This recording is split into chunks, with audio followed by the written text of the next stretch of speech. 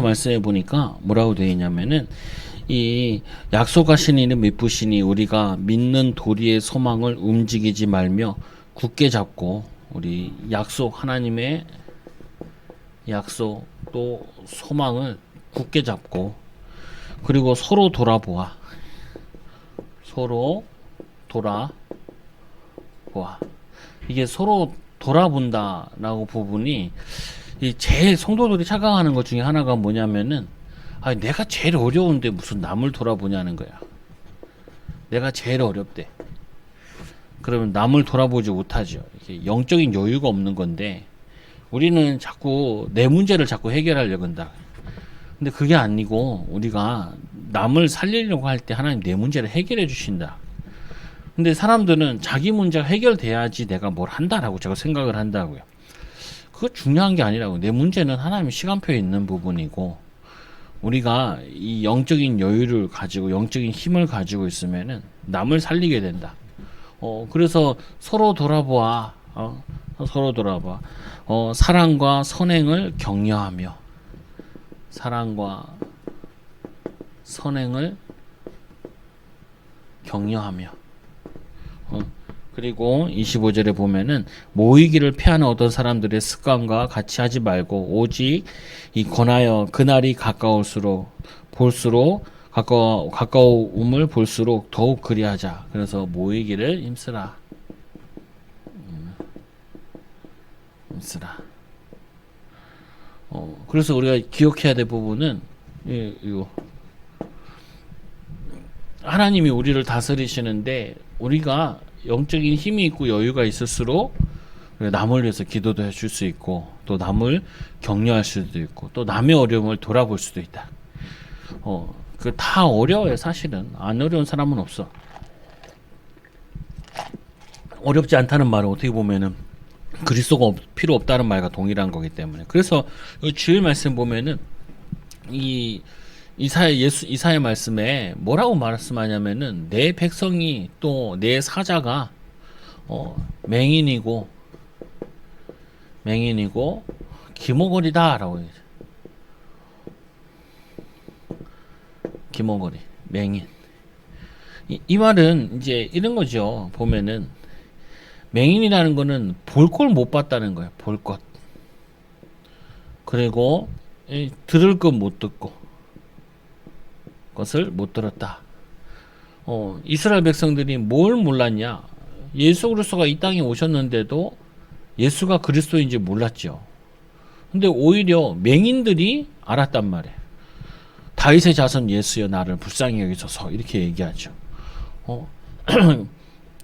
그리고 보지 못하고 듣지 못한 자가 예수님이 손에다가 기름을 넣어서 듣게 하고 그러셨죠. 이 말은 뭐냐면은 우리가 이 백성들이 맹인이고 그 백성들에게 복음을 전해야 될 사자들이나 선생들이, 그래서 요한복음 8장에 3장에 보면은 니고데모가 어떻게 거듭나야 됩니까? 라고 물어보잖아요. 그 너는 선생이면서도 그것도 모르냐? 모르겠냐? 그거를 바람이 임의로 부르 어디서 부르는지 모르지 않냐? 영적인 것은 그런 것이다. 육신적인 게 아니라. 그 말은 뭐냐면은 이스라엘이 그렇게 성경을 듣고 배웠는데도 만나를 먹으면서 만나의 의미를 모른 거예요. 만나를 먹었는데 그 만나가 의미하는 게 뭐냐?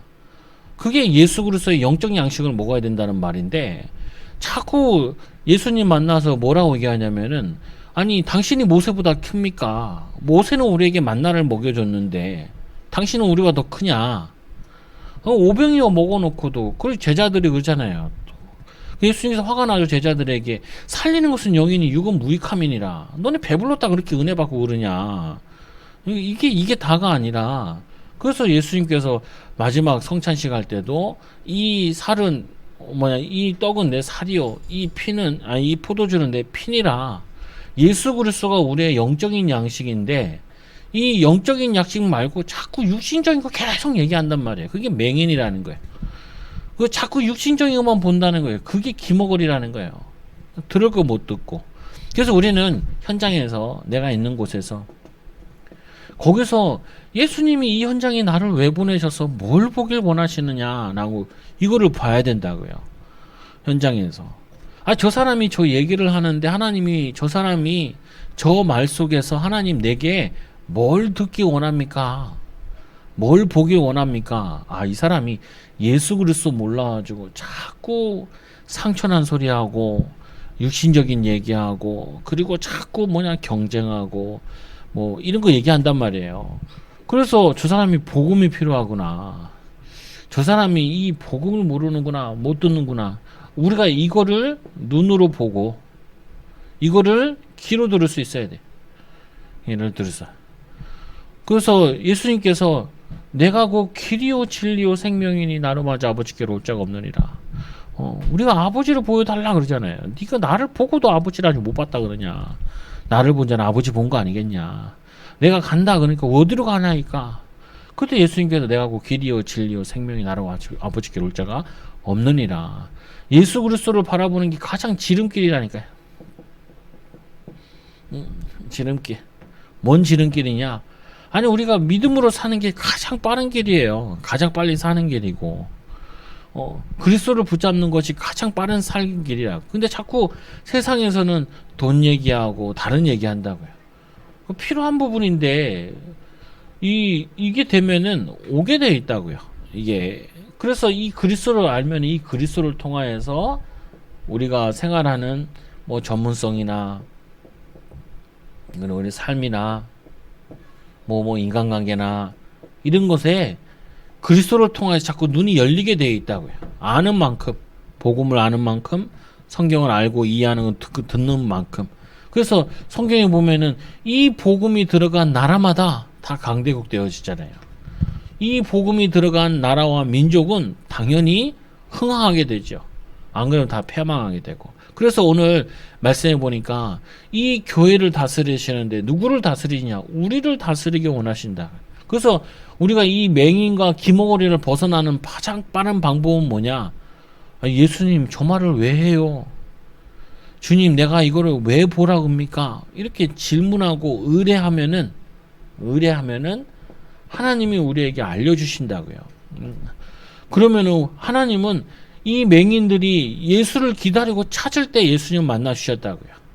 병든 자들이 예수님께 와가지고 옷자락 손 만질 때 이 삭개오는 예수님 보려고 그 나무 위로 올라갈 때 그때 예수님께서 의뢰할 때 만나 주신다. 의뢰할 때 내가 너의 집에 거해야겠다 교제하시고 친교하시고 그리고는 우리를 정확히 인도하신다. 그래서 우리가 깨달아야 될 게 뭐냐? 우리는 현장에서 자꾸 기머거리고 맹인이고 기머거리구나. 자꾸 보고 못 보고 안 보고 보고 안 들을 거 듣고 쓸데없는 말 듣고 영향받고 하는구나. 그래서 하나님 내 눈을 열어주시고 내 귀를 열어달라고. 그때 하나님께서 들려주시고 알려주시고 깨닫게 해주신다고요. 그게 우리 신앙생활하는 방법이에요. 예수 그리스도는 부활하셔서 지대한 가심을 가진 곳이 바로 교회죠. 그래서 한 가지 중요한 사실은 교회당과 교회는 다르다. 교회당은 건물이죠. 교회는 성도가 교회라. 이게 교회는 두 가지를 구분되는데 예배, 교제, 교육을 하기 위해 모이는 유형교회라 하면 교회 성도 개개인을 무형교회를 한다. 무형교회. 교회 성도들이 교회고 성도 자신이 교회죠. 그리고 유형교회 예배당 이게 유형교회라. 교회당. 그래서 이스라엘 백성들이 이렇게 하잖아요. 구약 시대에 바벨론 포로에서 돌아와가지고 성전을 짓죠. 성전을.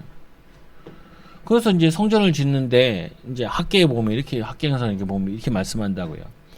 이 어떤 사람이 그 시체를 만졌는데 그 시체를 만진 손 가지고 그러면 성물을 만지면 어떻게 되냐? 성전을 지으면 어떻게 되냐? 아니 이 구약 시대에 그 시체를 만지면 그거는 못 만지게 한다. 특히 제사장 같은 경우에는 아예 시체를 만지지 못하게 돼 있단 말이에요. 그러니까 부모의 제사에도 못 가게 돼 있어요. 그 장례식에도 대제사장 같은 경우에는. 그러니까 그걸 만졌기 때문에 거룩하지 않으니까 그 하는 것도 거룩하지 않죠. 그래서 뭘 설명하냐면은 너희가 이 성전을 짓는데 이 성전 짓는 게 중요한 거냐? 너희들이 거룩해지는 것이 성전 짓는 거 아니냐? 그러니까 얘네들은 예배당을 지으면은 그게 성전 짓는 거라 생각하는데 하나님께서는 그래서 무너뜨린 게 아니란 말이에요. 예루살렘 성전 무너뜨릴 때 보면은 이들이 거룩하지 않은 자들이 거룩한 예배하지 않으니까 이 성전은 필요 없으니까 멸망시킨 거잖아요. 없앤 거잖아요. 그리고 돌아와서도 아직도 죄를 짓고 아직도 하나님 떠나서 사는데 그 거룩하지 않은 거 가지고 성전 짓는 게 뭔 의미가 있냐?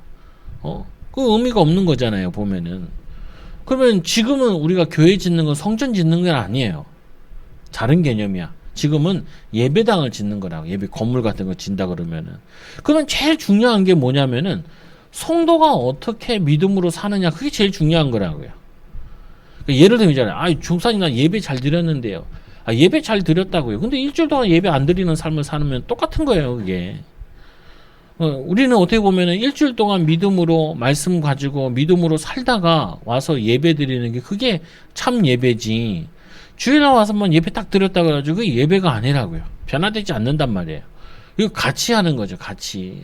그래서 고린도 로마서 12장에도 보면은 너희 산 제사로 하나님께 드리라. 거룩한 산 제사로 드리라. 그 말이 우리가 말씀대로 믿음으로 살려고 하는 그 자체가 그게 예배란 말이에요. 그러니까 이게 회복되고 이게 회복되는 거예요.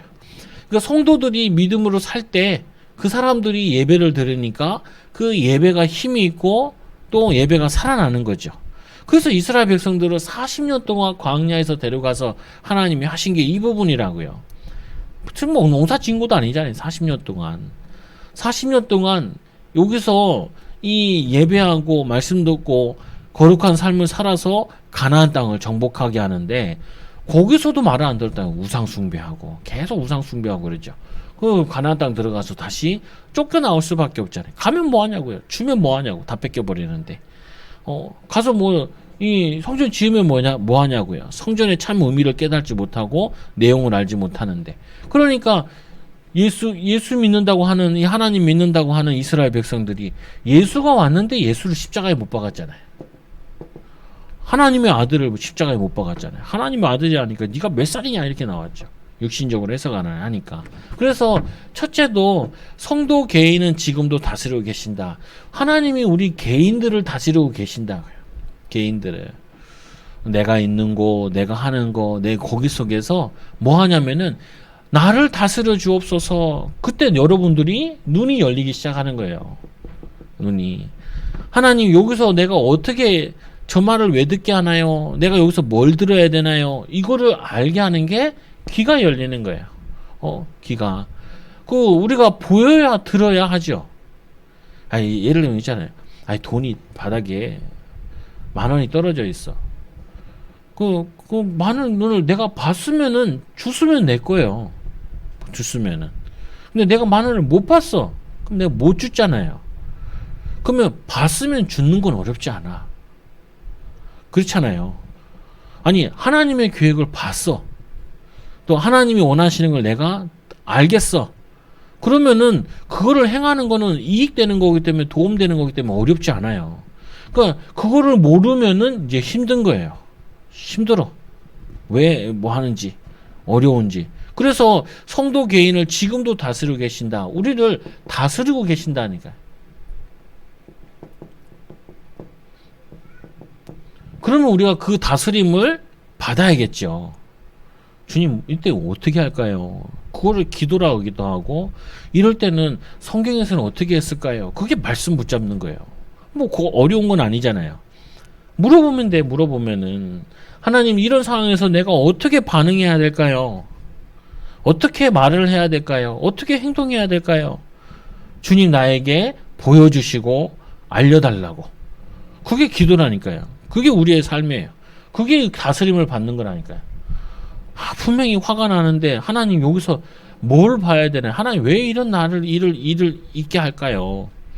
하나님의 계획이 뭘까요? 하나님 여기서 내게 뭘 깨닫기 원하시나요? 내가 여기서 어떻게 판단하고 어떻게 결정하고 어떻게 순종하기 원하나요? 이걸 깨닫는 거예요. 성막을 만들었을 때는 이 성막을 진영을 갖추어 가지고 네 군데 진영을 갖추어 가지고 여기 뭐야 유다 지파 그리고 베냐민 지파 우두머리들을 세워 가지고 12지파 가운데도 그 성막을 따라 움직이면 감고 오고 하면 되잖아요. 예수님 당시에는 예수님께서 말씀하시기를 마태복음 4장 19절에 나를 따라오너라.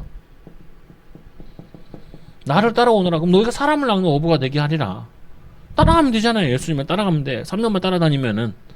근데 이제 다 따라다녔잖아요. 다 따라다녔어요. 예수님 승천하셨잖아요. 그래서 우리에게 성령을 보내주셔가지고 우리와 함께 하시잖아요.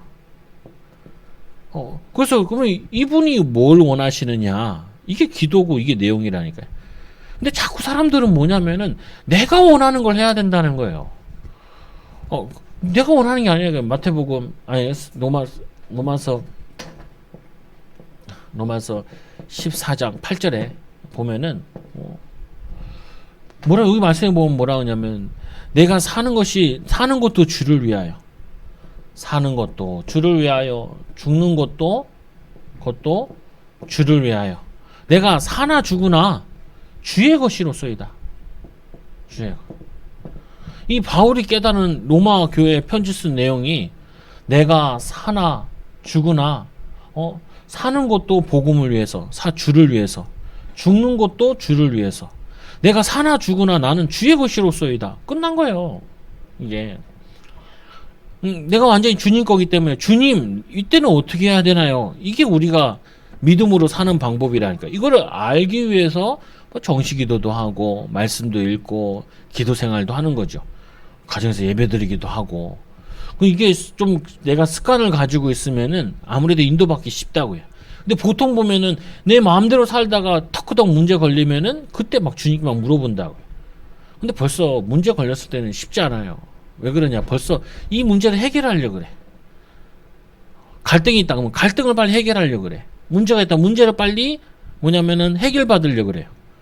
그래서 오히려 더 어렵다니까요. 평상시에 주님 이럴 때는 어떻게 해야 될까요? 주님 원하시는 게 뭐예요? 그냥 이렇게 주님께 다스림을 받다가 문제 생기면 쉬운데 이게 안 되다가 어떤 문제 생기면 그때부터는 막 해결하려고 그런다니까. 오히려 해결 안 하려고 그래야 되는데 왜 본질을 회복해야 되는 거니까. 그래서 오늘 말씀 교재에 보면은 주님이 근본적으로 하시는 일이 뭐냐? 잘못 나왔는데 계시록 3장 20절에 우리가 주님을 구원받은 하나님 자녀니까 그분과 교제하는 거라. 내가 문 밖에 두드리니 그 음성을 듣고 문을 열면 그를 더불어 먹고 마시리라. 교제를 얘기하잖아요. 이 계시록 2장 1절에는 보니까 오른손에 7뼈를 붙잡고 7 금초대 사이를 다니시는 이가 예수 그리스도께서 우리를 오른손으로 붙잡고 계신대요. 교회를, 성도를, 하나님의 자녀들을 스데반 집사가 복음 전할 때 예수님께서 그 하늘 보좌에서 보고 계시고 일어서셨다 그러잖아요. 그와 같이 우리는 하나님의 자녀가 분명하다니까요. 그 하나님의 자녀가 내가 있는 곳에서 그리스도를 매일 봐야 돼. 문제 속에서 그리스도를 봐야 되고 문제 속에서 그리스도의 음성을 들어야 된다. 아니면 들으려고 애를 쓰고 그러면 애 쓰는 것만 해도 벌써 응답이에요. 보면 두 번째로 낙심한 제자를 다스리신다. 계시록 요한복음 21장에 보니까 얼마나 이 21장 18절에서 15절에서 18절에 부활한 주님을 만난 베드로가 이제 뭐하러 가요? 부활했는데도 장이 끝났다는 거예요. 뭐예요? 물고기나 잡으러 가야지 뭐. 그래서 물고기나 잡으러 갔어요. 그 예수님께서 갈릴리 바다에 오셨단 말이에요. 그러니까 막 또 이제 거기서 금을 던지고 또 내려오잖아요. 막 뛰어 내려오잖아요. 그때 예수님께서 베드로에게 얘기하잖아요. 내가 나를 사랑하느냐? 내가 주를 사랑하는 줄 주께서 아시나이다. 근데 어린 양을 먹여라. 그 말은 뭐냐면은 이 베드로가 그렇게 예수님 따라다녔으면서도 결국에는 또 답을 못 냈다니까요. 분명히 사람을 낚는 어부가 된다라고 약속하셨는데 또 뭐냐면은 사람을 낚는 어부 되게 아니라 다시 원래대로 돌아갔어요. 자기 자리로. 주의하셔야 돼요. 예수 믿고 기쁜데 조금 지나면 다시 원래로 돌아가요. 돌아가. 왜 그러냐? 체질을 안 바꿨단 말이야. 주님과 교제하는 체질을 안 바꾸면은 다시 옛날로 돌아가. 먹고 사는 인생을 위해서 육신적인 인생으로 돌아간다. 이 베드로가 다시 물고기 잡으러 갔다. 이 대사도도 다시 육신적으로 돌아가가지고 3년 동안 그 기적 보고 오병이어 기적 보면 뭐하냐. 그 빵 얻어먹으면 뭐해. 그 안진뱅이 일으킨 거 세우고 뭐 보고 하는 거 다 보면 뭐하냐고요. 이 체험을 다 했다니까. 다 했다고요. 그런데도 부활한 주님 보고도 다시 물고기 잡으러 갔다고요. 여기서 우리가 주의해야 돼요. 우리는 자꾸 육신적인 것 때문에 복음을 놓쳐버린다니까요. 육신적인 것 때문에 자꾸 뭐냐면 힘 빠지고 낙심하고 좌절한다. 사실은 육신적인 것 때문에 성령 충만 받아야 되는데, 아니 이 베드로가 오늘 이 물고기 잡으러 간 것 때문에 예수님 오셨잖아요. 낙심한 거 알고. 이 낙심한 자에게 내가 나를 사랑하느냐? 그 주님 사랑하는 줄 주께서 아시나이다. 그러면은 내 어린 양을 먹이라. 네 어린 양 먹이면 다 책임진다고요. 내가 주를 위해 살면은, 주를 위해서 일하면은, 주를 위해서 뭘 하면은 주님이 다 책임진다고요. 그래서 세 번째로 무기력한 성도들 엠마오로 가잖아요. 이 제자들이. 누가복음 24장 13절에서 31절에 엠마오로 가는 두 제자가 예수를 만났는데도 이게 예수로 보이지 않는 거예요. 영안이 어두운 거죠. 예수님이 직접 얘기하고 있는데도, 예고했는데도 예수를 못 본다니까요.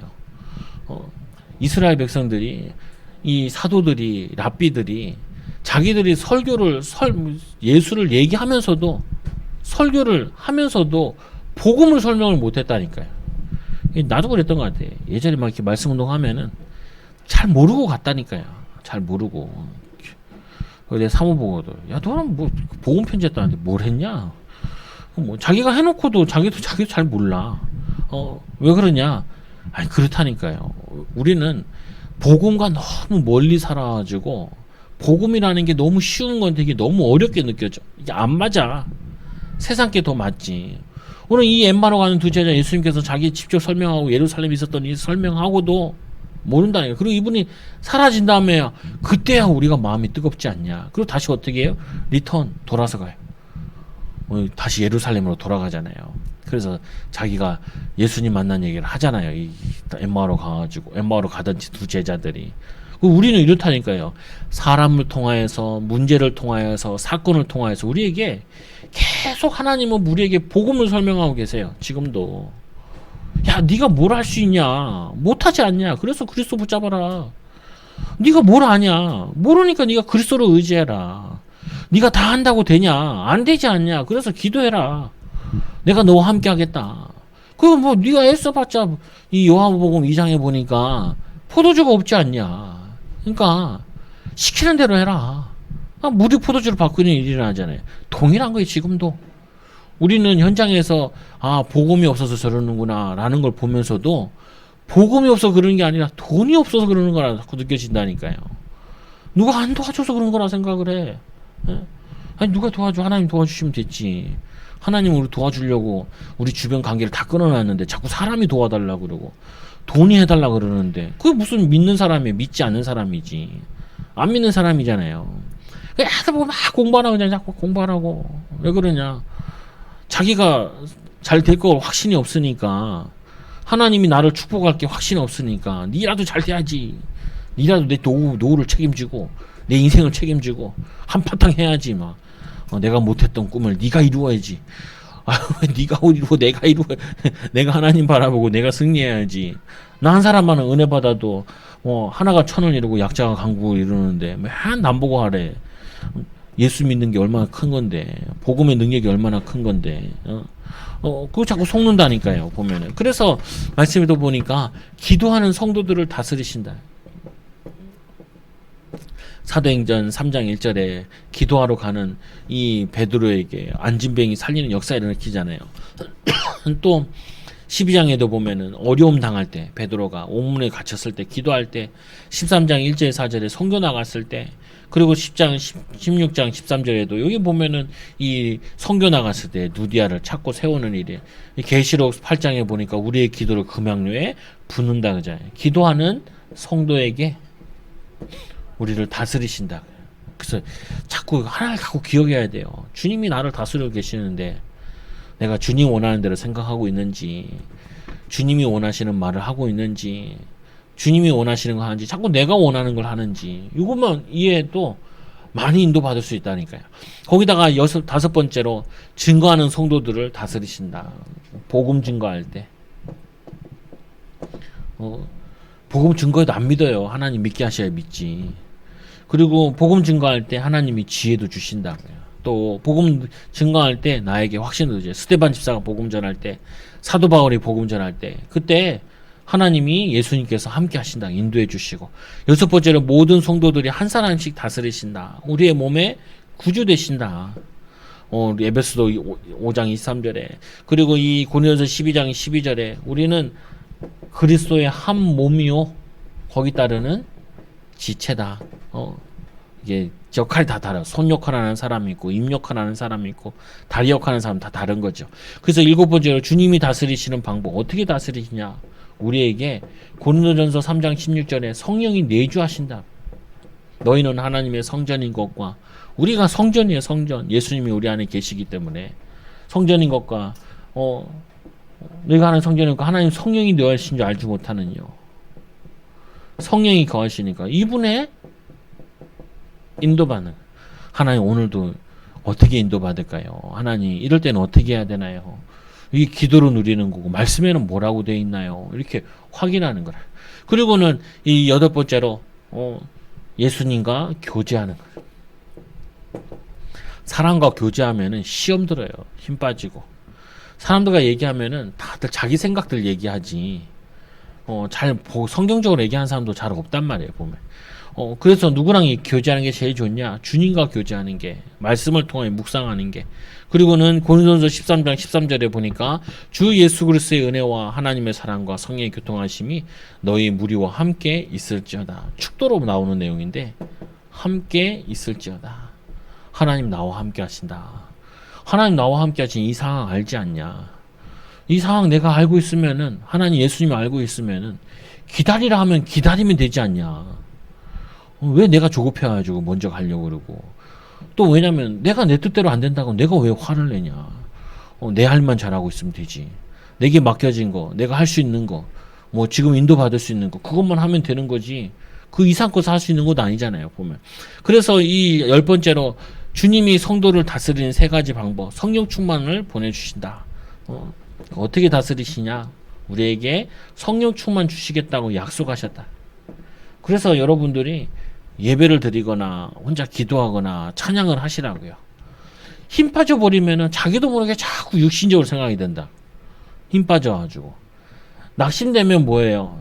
낙심되면 자꾸 뭐냐면은 기대려고 그러고 짜증이 나고 화가 난다고요. 보면은. 그리고는 증인이 되리라. 복음주의로 인도하신다. 증인 되리라. 하나님 나와 함께 하시는 증인들. 하나님 나를 인도하시는 증인 되는 거죠. 함께 한다니까 사람들은 자꾸 또 착각하는 것 중에 뭔가 잘 되는 게 하나님이 함께 하는 거라 생각을 해요. 그것도 맞을 수 있는데 어려워도 함께 하는 비밀을 누리는 게 그게 증인이라. 그래서 이 베드로 같은 바울 같은 경우는 고린도 후서에 보면은 바울이 굉장히 많이 욕을 먹어요.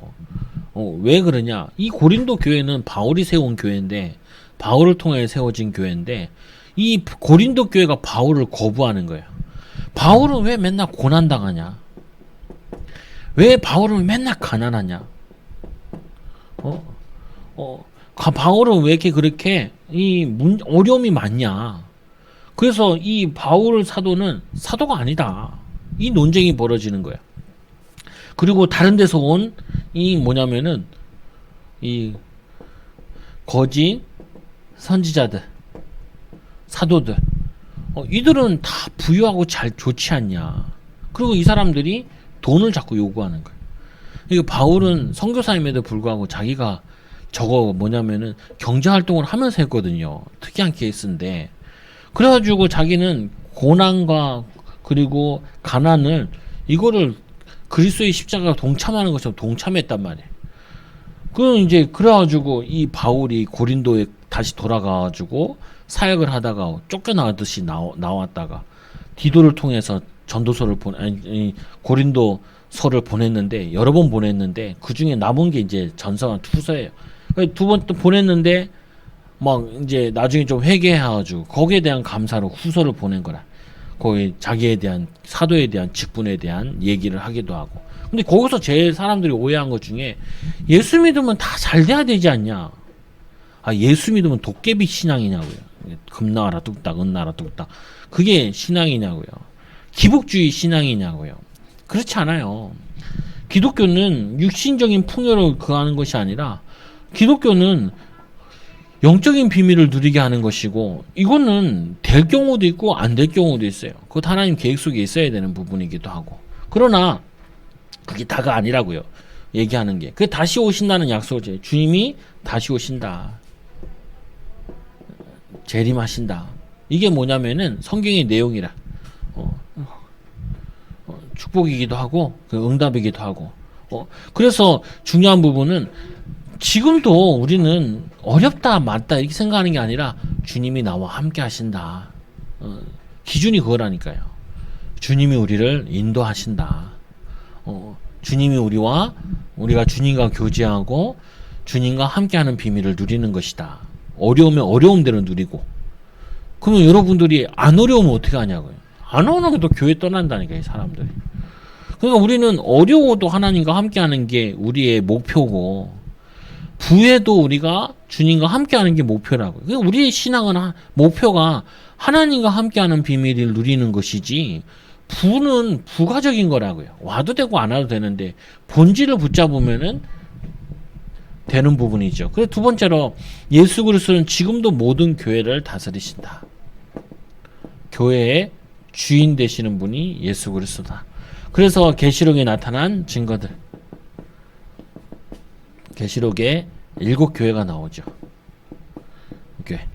그래서 보면 2장 1절에 보니까 에베소 교회는 오른손에는 7뼈를 붙잡고 7 금초대 사이를 다니시는 이가 교회의 머리 되시고 또 교회의 주인 되신 예수 그리스도 교회를 이렇게 붙잡고 있다. 서보라 교회는 처음이요 마지막이요 죽었다가 살아나신 이가 이르시되. 그 뭐냐면은 시작과 끝이 누구 손에 달려있냐? 주님 손에 달려있는 거죠. 그래서 그리스도 언약 붙잡고 있으면은 복음과 함께하는 비밀을 누리고 있으면은 그리스도로 시작하면은 끝도 그리스도의 비밀을 누리는 거라. 사실은 이 버가모 교회 같은 경우는 좌우에 날선 검을 가지신 이가 그 뭐냐면은 이 검을 가지신 이가 우리에게 지금도 사단과 싸우도록 세상에 승리하도록 우리에게 영적인 검을 주신 거라.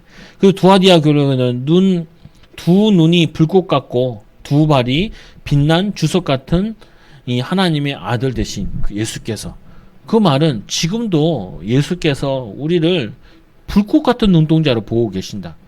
교회를 보고 계시고 성도를 보고 계시고 주석 같은 발로 이 같은 그 아들께서 그 주석 같은 발 가지고 우리와 함께 하여 주신다. 그게 교회의 비밀이에요. 하나님 우리와 함께 하시는. 그래서 아까 얘기했지만 이 개인이 하나님과 함께하는 비밀을 가지고 누릴 때 이 사람들이 교회에 모일 때 이게 교회가 힘이 있는 거예요.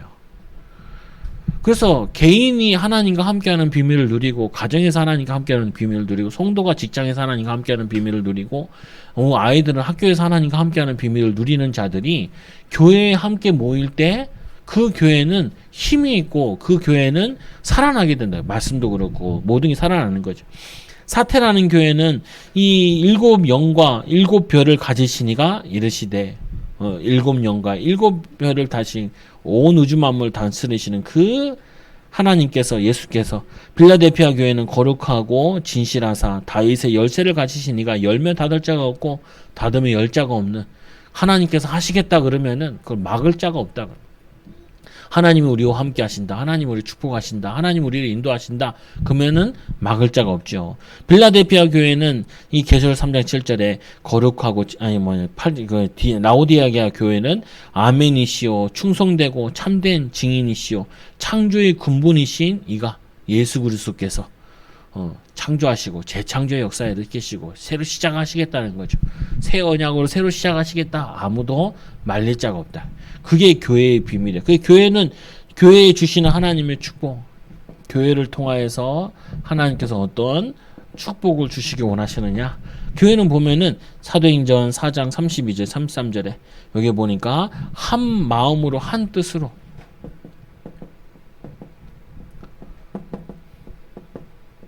한 뜻, 한 마음과 한 뜻. 우리는 뭐냐면은 어떻게 하면 복음에 유익하냐? 그러면 이제 통일되는 거죠. 어떤 게 복음에 유익하냐?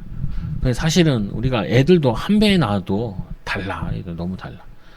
다를 수밖에 없고 또 의견도 많고 지 생각들도 많아. 한 마음 한 뜻 되기가 쉽지 않아요. 근데 언제 한 마음과 한 뜻 되냐? 우리가 주를 위해서라면. 주님을 위하여 이게 되면은 양보도 할 수 있고 뭐냐면 손해 볼 수도 있고 뭐냐면 주님이 복음에 유익하다면은 복음에 유익이라면은 우리가 손해 봐도 되고 이익 봐도 되고 왜 우리는 주의 것이기 때문에 우리는 주님의 제자이기 때문에 우리가 주를 위해 사는 거기 때문에 그래서 사실은 안 맞아요 부부간에도 언제 맞냐 둘 다 하나님과 함께하는 비밀을 누릴 때만 딱 맞아. 그럼 안 맞아. 그냥 안 맞는 게 정상이야. 그러니까 맞을 수도 없고 맞지도 않고 왜 그러냐? 한 마음이 안 되게 돼 있다니까요. 자기 중심이고 자기 유익이고 내게 원하는 것이지. 근데 두 사람 다 하나 되는 거는 복음을 위한 게 뭐냐라고 했을 때는 하나 되어지는 거라. 교회도 보면 이게 분명해야 되는 거예요. 우리가 주를 위해서 복음을 위해 살자. 그러면은 하나 되는 거죠. 그래서 데살로니가서 1장 6절 10절에 보니까 말로만 너에게 전해진 게 아니라 데살로니가 교회 이 아시아에 인정받는 교회잖아요. 믿음의 역사와 사랑의 수고와 소망의 인내가 있는 교회. 근데 그 보면은 말로만 전해진 것이 아니라 능력과 성령과 큰 확신으로 이 하나님의 말씀이 말로만 너희들에게 전해진 것이 아니라 이 말씀이 능력과 성령과 그리고 큰 확신으로 이 전해지니까 이 말씀의 능력이 이 데살로니가 교회를 바꾼 거예요. 이 데살로니가 교회를 치유한 거죠. 변화시킨 거죠. 그러니까 그 밖으로는 로마에 핍박당하고 헬라에 핍박당하고 안으로는 유대인들에게 핍박당하고 그러나 안팎으로 핍박당했는데 오히려 아시아에 본이 되었다니까요. 믿음의 본이 되어졌어. 그리고 이 데살로니가 교회는 바울이 오래 있었던 교회도 아니에요. 3주 동안 사역하고 지나가는 교회밖에 안 돼. 그런데도 더 역사 일어났어. 그거는 왜 그런 역사 일어났냐? 이게 하나님 말씀이 정확히 들어간 거죠. 말씀의 능력이. 그러니까 어떤 일이야? 교회가 살아서 역사하는 일이라. 그래서 어떻게 보면은 교회가 성도가 하나님 말씀만 잘 들어가고 복음이 들어가고 그리고 그 말씀 붙잡고 하나님과 함께하는 비밀을 어디서도 누려도 인도받는다. 우리 선배 교회가 있는데 선배가 이제 그 보니까 넷째를 낳았어. 나보다 나이가 많아. 내가 97학번인데 93학번이. 그러니까 거의 50대 해가지고 넷째를 낳아. 그냥 뭐라고 하나 좀 듣는데 그 얘기 하더라. 자기도 셋 낳고 넷째 나니까 그 애들 받으러 갔는데 자기도 모르게 이게 몸에 밴 거라 가지고 애가 안아지더라는 거야. 애가 나도 아까 저기 가은이가 인형 하나 갖고 왔길래 한번 안아봤어. 그래가지고 되네. 날 생각은 전혀 없어요. 근데 저희 어머니가 나라고 참 말은 쉽게 키워주지도 않을 거면서 말은 쉽게 안 돼. 쉬워요 말은. 말은 쉬워. 근데 알아보는데 이게 몸에 뵈면은 이렇게 쉬운 거구나. 그 선배가 설교하는 거 듣고 생각이 나가지고 한번 이렇게 안아봤어. 그건 뭐냐면은 우리가 이게 이게 말로만 한 거 가지고 역사 안 일어나요. 이 말이 된 게 아니라 이게 능력과 성령으로 확신으로 내게 들어간 거, 그게 역사 일어난다니까. 아니 목사님 말씀 들었는데, 아니 목사님 말씀 들어서 하나님 역사 안 일어나요. 그게 나의 말씀이 될 때 역사 일어나는 거야. 내 말이 돼야 된다니까. 오늘 예수님이 우리를 다스린다 그랬는데 시컷 다스린다 아무리 설교 들어도 소용없어.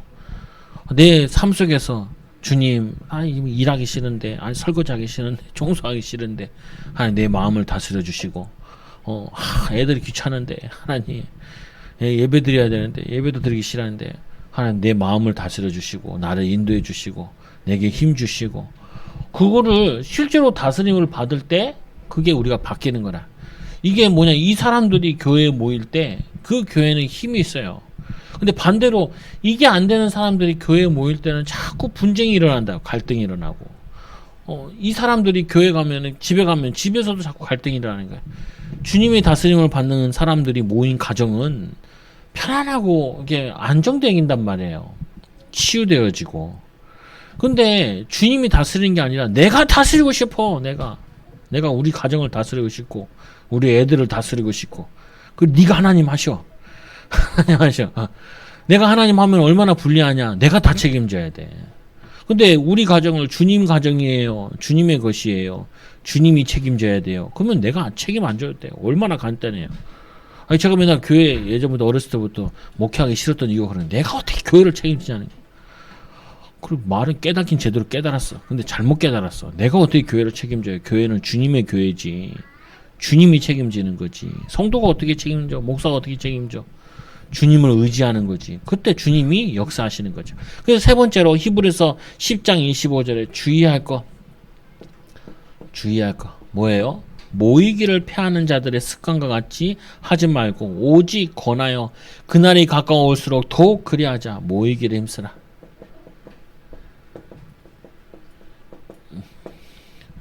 이게 다르죠. 한 명 모여서 예배 드리는 거랑 여러 명이 모여서 예배 드리는 거랑 다르죠. 또 간절한 마음 가지고 모여서 기도하는 거랑 또 다르다. 그리고 뭐냐면 중심을 가지고 언약 붙잡고 하나님 소원을 가지고 모여서 기도하는 거 또 다르죠. 그리고 네 번째로 이 교회에서는 뭘 하는 거냐? 교회는 첫째로 예배, 그리고 두 번째로 기도, 그리고 성도 간의 교제, 말씀 교제. 교제하면 또 자꾸 남의 얘기하는 거 교제가 아니에요. 그리고 불평불만 하는 건 그 교제가 아니야. 교제는 말씀을 나누는 거, 내가 은혜 받은 거, 말씀 깨닫는 거, 기도 제목 나누는 거, 그리고 봉사하는 거. 그러면 이게 교회니까 이거를 개인도 할 수 있어야 돼요. 혼자서 예배하는 거, 가정에서도 예배하는 거, 그리고 기도하는 거, 같이 기도하는 거, 그리고 교제하는 거, 말씀도 나누는 거, 그리고 뭐냐면은 봉사하는 거, 서로 봉사하고, 교회에서도 그렇고 가는 곳에서도 이렇게 서로 봉사하는 거. 이거를 거기서 직장에서도 할 수 있어야죠. 말씀 붙잡고 직장에서 기도하고 예배하기도 하고, 또 뭐냐면은 거기서 또 같이 이렇게 은혜 받은 교회 다니는 사람들이 있나 찾기도 하고, 교제하기도 하고, 또 봉사하기도 하고, 남을 위해 수고하기도 하고. 그래서 예배자가 받은 축복, 예배자는 세 번째네. 예배자가 받는 축복. 어떤 축복을 받냐? 가장 큰 축복은 하나님이 함께 하시죠. 하나님의 인도를 받는 축복을 받게 된다. 그래서 좀 이제 회복해야 될 부분 중에 하나가 뭐 하냐면은 가정에서 예배하는 거. 좀 진짜 한번 해보시라. 특히 애들이랑 같이 예배하는 거. 아이들. 그리고 아이들과 함께 같이 성경을 같이 읽어보라. 성경 읽다 보면 애들도 질문하기도 하고. 근데 요거 하려면 그래도 좀 초등학생 좀 돼야 돼요. 예배하는 건. 부부간에 하는 거는 뭐 어렵지 않지만, 그러니까 이거는 왜냐면은 이 가정 예배, 예를 들면 이런 거죠. 그 아브라함 때는 교회가 없었잖아요. 그럼 누가 했냐면 아브라함이 자녀들한테 말씀을 가르치는 거죠. 창세기를 다 자기가 있던 뭐 22장 인물이면은 22장까지 내용을 가르쳐야 돼요. 이거를. 그거를 이제 듣고 아이들이 이제 외우는 거죠. 뭐냐면 이게 교회가 없었기 때문에 이거를 가정교회라 그런단 말이에요. 그리고 또 이제 포로로 갔을 때 모세의 가정은 어떻게 그 말씀을 이어서 들었냐 하면 이거를 가정에서 부모가 아이들한테 전달했다는 거죠. 우리가 목사님 신앙을 교회에서 가르쳐야죠. 예, 교회에서 가르치는 게 맞는데 교회는 일주일에 한 번밖에 안 오잖아요. 많이 와봤자 2번 정도 오고. 그 아이들한테 실제로 가르치는 거는 부모가 가르쳐야 되는 수밖에 없어요. 부모와 같이 성경 읽고 같이 하는 수밖에 없죠. 근데 이게 사실은 목회자 가정도 어려워요. 이거는 굉장한 의지가 있어야 돼. 이거는 사실은 일주일에 한 번 해도 좋고 안 되는 집들은 일주일에 한 번 하든지 되는 집은 이제 일주일에 한 번씩 아니 하루에 한 번씩 해도 어렵지 않죠. 막 오래 안 해도 되는데 가정을 예배하도록 말씀 듣고 이렇게 읽도 말씀 읽고 묵상도 하고 같이 기도도 하고 찬양도 하고 저는 이제 뭐 어렸을 때 교회 다녔으니까 사실은 찬송가 같은 경우 내가 초등학교 때 다 배운 거예요. 초등학교 때 거의 다 배우고 듣고 한 것들이지 지금도 똑같아. 우리 집에서도 우리 애들도 어쩔 수 없이 가정 예배 드릴 때 찬양한 게 그게 찬송가를 다 듣고 배우는 거죠.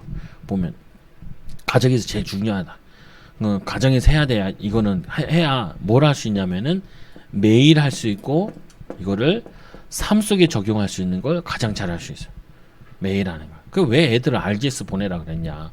그거 매일 하니까. 왜? 아침에 예배 드리지. 밤에 그 기도첩하고 뭐 포럼하고 나눠야지. 심지어는 부모랑 전화 통화해야지 이게 포럼하라 그런다.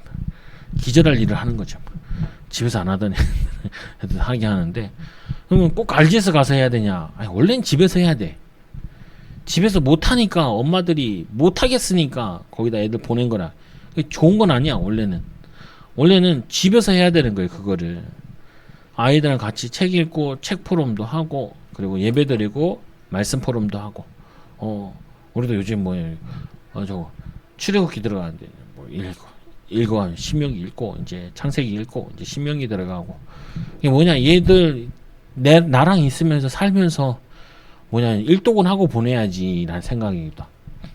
그리고 평생 읽어야 된다. 성경은 평생 너희들이 평생 성경 읽고 그리고 내가 했던 것처럼 너네 나중에 결혼해서도 아이들 데리고 집에서 반드시 하루에 한 번씩 예배 드려라. 그러면은 절대 실패하지 않는다. 그 가정은 하나님이 반드시 책임진다. 이게 목회자 가정에서 가장 할 수 있는 부분인데 목회자 가정도 어려운데 사실은 모든 가정에서 해야 된다. 그래야지 성도들도 말씀도 제대로 들어요. 내가 설교할 데가 없으면 말씀을 잘 안 들어. 내가 은혜 받은 게 없으면은 이렇게 예배하는 게 쉽지 않아요. 인도해 보라니까요. 예배 시간에 잘 수는 있는데 내가 인도하는 건 잘 수가 없어. 그 성경 내가 이제 애들 같이 읽으면 내가 한번 먼저 읽어봐야 될 거 아니에요. 뭔 내용인지 알고 봐야 될 거 아니에요. 나중에 얘기하기도 하고. 요즘 얼마 좋아요. 인터넷 다 있고 찾아보면 자료 다 있잖아요. 그래서 여러분들이 예배자는 먼저 축복을 받는다. 예배자는 반드시 출애굽할 때도 하나님께 예배하기 위해서 나왔다 그러잖아요. 여러분 한 주 동안도 또 교회 다스리시는 예수님 여러분 가정과 여러분 인생과 또 우리 교회를 다스릴 줄 믿습니다. 기도합니다. 하나님 감사합니다. 예수님의 다스림을 받는 가정 또 하나님 우리 또 말씀에 인도받고 기도로 주님과 교제함으로 주님이 다스리는 인생 되어지도록 주님이 다스리시는 전문성 되어지도록 주님이 다스리시는 우리의 삶이 되어지도록 또 우리 교회가 되어지도록 공동체 되어지도록 축복하여 주옵소서. 하나님의 다스림을 통하여서 관계된 곳 하는 곳마다 하나님의 역사가 하나님의 인도가 하나님의 축복이 임하게 하여 주옵소서. 예수님의 이름으로 기도드리옵나이다. 아멘.